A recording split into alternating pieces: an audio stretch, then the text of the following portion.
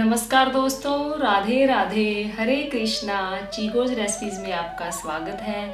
तो आज आपका इंतज़ार पूरा हुआ। आज आपको वीडियो मिल रही है कि अक्षय तृतीया पर पूजा कैसे करनी है, जबकि इस समय कोई भी सामान नहीं मिलेगा।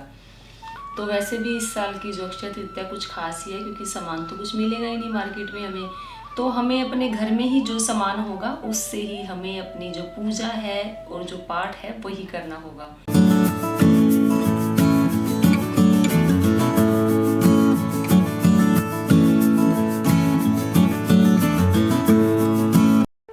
सब्सक्राइब करें चीको रेसिपीज़ को और बेल आइकन को टैप करें मेरी हर वीडियो सबसे पहले देखने के लिए। पौराणिक ग्रंथों के अनुसार इस दिन जो भी शुभ कार्य किए जाते हैं उसका अक्षय फल प्राप्त होता है। इसी कारण इसे अक्षय तृतीया कहा जाता है। तो इस बार जो अक्षय तृतीया है वो 26 अप्रैल को संडे के दिन पड़ेगी। अक्षय तृतीया अपने आप में बहुत ही शुभ दिन माना जाता है। अक्षय तृतीया का मतलब है कि जिसका कभी क्षय ना हो। तो अक्षय तृतीया के दिन सभी शुभ काम किए जाते हैं। जैसे इस दिन किसी के विवाह का मुहूर्त निकलवाना होता है तो हमें किसी पंडित को बुलवाने की जरूरत नहीं पड़ती। यानी कि कोई भी शुभ काम हमें अगर करना होता है तो वो हम अक्षय तृतीया के दिन बिना किसी से पूछे, बिना पंडित से पूछे शुभ काम कर सकते हैं। अक्षय तृतीया के दिन महालक्ष्मी की और साथ में विष्णु जी की पूजा की जाती है। तो अक्षय तृतीया के लिए एक मान्यता ये भी है कि अक्षय तृतीया के दिन ही भगवान नर नारायण और परशुराम जी का जन्म हुआ था।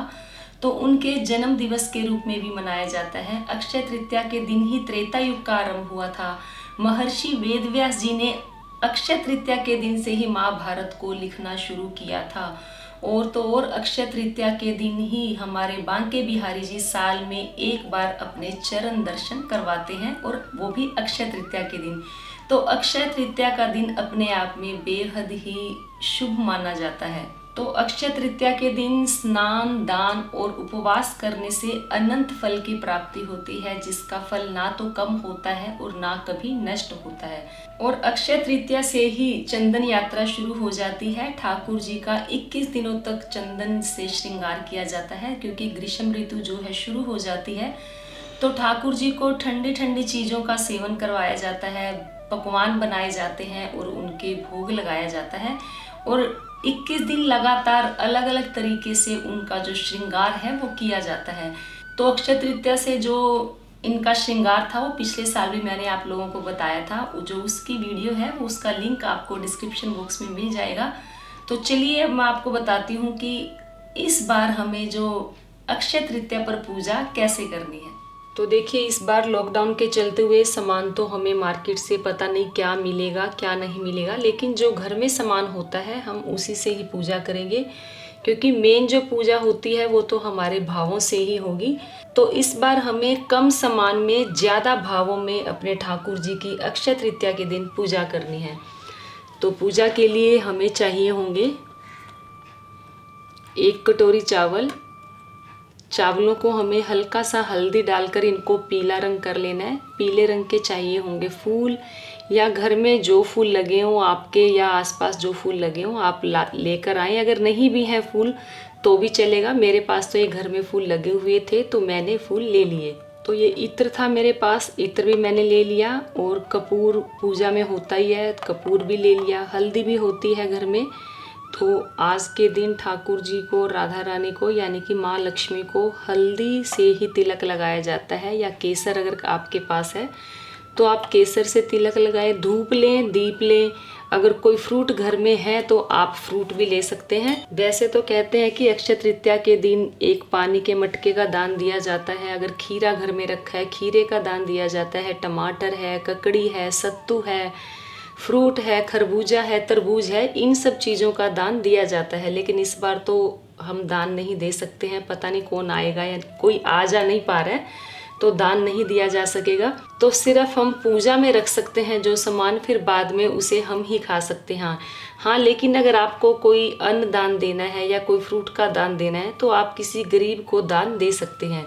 फिर हमें लेना है एक दक्षिणावर्ती शंख। अगर आपके पास शंख नहीं भी है तो भी कोई बात नहीं। अगर किसी के पास शंख है तो आप शंख में पंचामृत भरकर ठाकुर जी को अक्षय तृतीया के दिन से स्नान करवाएं या इसके अंदर आप गंगा जल भरकर भी स्नान करवा सकते हैं।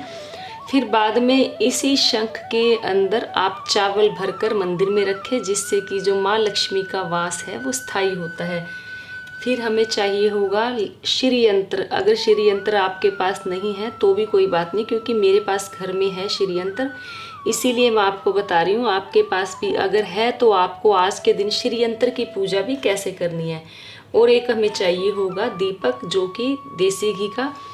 फिर हमें चाहिए होगा भोग लगाने के लिए आप घर में खीर भी बना सकते हैं। मैंने आज घर में आटे से जलेबी बनाई थी, तो मैंने भोग के लिए रख ली थी, तो मैं इसी का ही भोग लगाऊंगी। आप खीर का भोग भी लगा सकते हैं। और आप अक्षय तृतीया के दिन कोई भी पकवान बनाकर ठाकुर जी को भोग लगा सकते हैं।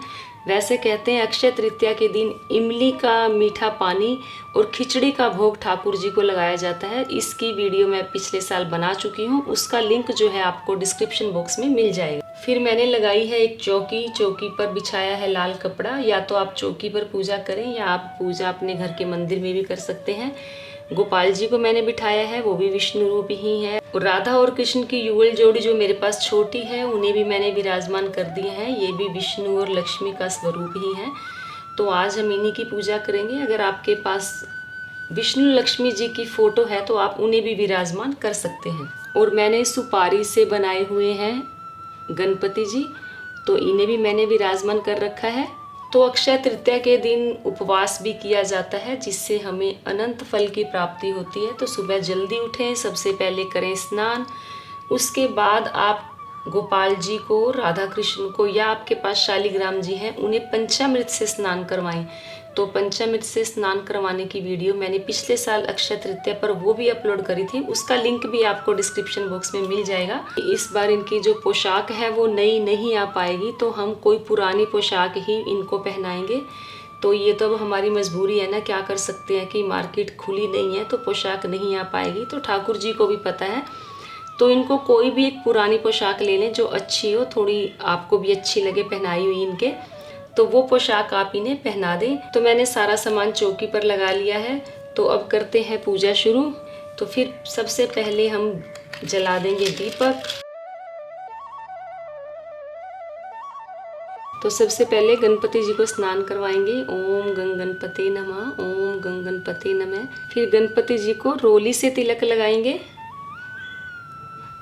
और इनके चढ़ाएंगे चावल, फूल चढ़ा देंगे। फिर तिलक लगाएंगे विष्णु जी को, ओम विष्णवे नमः बोलते हुए। लक्ष्मी जी को भी लगा देंगे और गोपाल जी को भी तिलक लगा देंगे। वैसे इनके आपने अक्षय तृतीया के दिन चंदन से श्रृंगार कर लें, क्योंकि उन सब की वीडियोस मैं पिछले साल अपलोड कर चुकी हूँ कि इनका श्रृंगार आपको चंदन से कैसे करना है। और इस बार अगर आपको चंदन नहीं मिल पा रहा है तो उसकी वीडियो भी आपको आजकल में मिल जाएगी कि आपको चंदन नहीं है तो घर पर ही हम इनका श्रृंगार कैसे कर सकते हैं इन 21 दिनों में। तो श्री यंत्र को स्नान करवाएंगे किसी अलग से बर्तन में पानी में।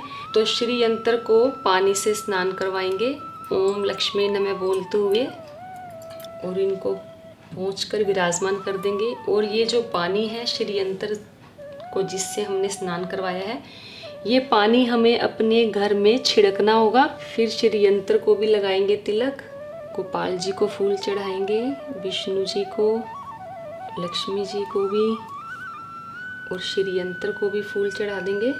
और ये जो कटोरी चावल की है ये हम पास में ही रखेंगे। वैसे तो ये कटोरी चावल की बाद में दान में दी जाती है, लेकिन दान कहीं दे पाओ तो ठीक है, नहीं तो ये चावल आप अपने घर में यूज कर लें। फिर लगाएंगे इत्र, क्योंकि हमें धूप दीप नैवेद्य गंध इन सब से पूजा करनी है। फिर ठाकुर जी को चढ़ाएंगे तुलसी, गोपाल जी को भी तुलसी चढ़ाएंगे।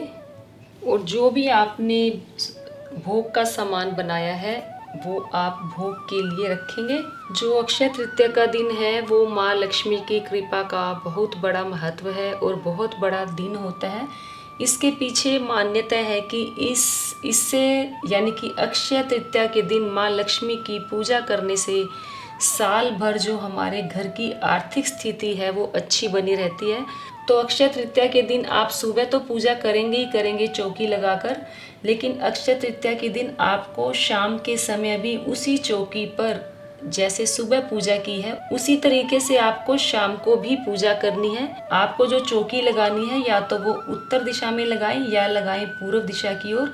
आपका मुख या तो उत्तर की तरफ होना चाहिए या आपका मुख जो है पूर्व की तरफ होना चाहिए। तो फिर जलाएंगे कपूर। अगर आपके पास धूप है तो आप धूप भी जलाएं और फिर करेंगे माँ लक्ष्मी की और विष्णु जी की आरती। आप ओम जय जगदीश हरे आरती करें और आपको एक माला का जाप करना है। तो मंत्र ये है, ओम ह्रीं ह्रीं श्रीं लक्ष्मी वासुदेवाय नमः।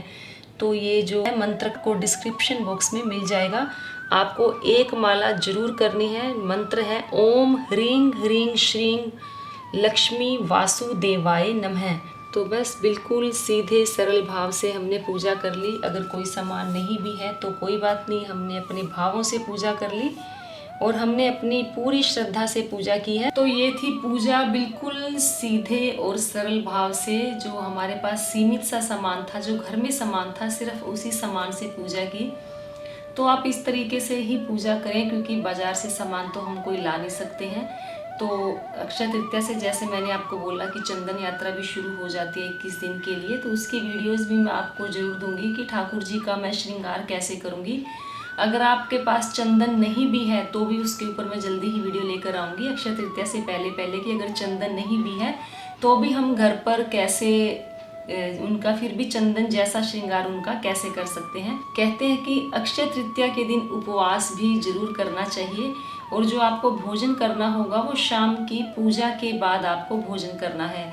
तो अक्षय तृतीया पर आपको ठाकुर जी को मिठाई का भोग भी लगाना है। आप घर पर ही बनाएं और घर पर ही जो भी पकवान बनाएंगे घर पर ही बनाकर आपको भोग लगाना है। कोशिश करूँगी अक्षय तृतीया से पहले आपको जलेबी की वीडियो भी मिल जाए और जो ठाकुर जी के लिए भोग बनाएंगे उसकी रेसिपी की वीडियो भी मैं आप लोगों तक दे दूं। तो अक्षय तृतीया के दिन आप जो भी पूजा करेंगे उसके बाद आपको जो मंत्र का जाप करना है, अगर आपको ये मंत्र नहीं भी आता तो ओम नमः भगवते वासुदेवाय मंत्र का जाप ही कर ले या ओम लक्ष्मी नमः। और अक्षय तृतीया के दिन आप भजन करें, कीर्तन करें ताकि ठाकुर जी की कृपा आपके ऊपर बनी रहे। तो मैंने आपको अक्षय तृतीया पर सीधे सरल भाव से कैसे पूजा की जाती है कि पूजा की क्या जाती है, हमें इस बार कैसे करनी है लॉकडाउन के चलते हुए, तो बताया। आपको जरूर पसंद आया होगा तो मेरी इस वीडियो को लाइक करें, शेयर करें, मेरे चैनल को सब्सक्राइब करना बिल्कुल ना भूलें। फेसबुक पर चीको रेसिपीज को फॉलो करें और इंस्टाग्राम पर भी चीको रेसिपीज को फॉलो करें और हमेशा की तरह आप अपने सुझाव देते रहें। आज के लिए इतना ही, फिर मिलते हैं। धन्यवाद। हरे कृष्णा।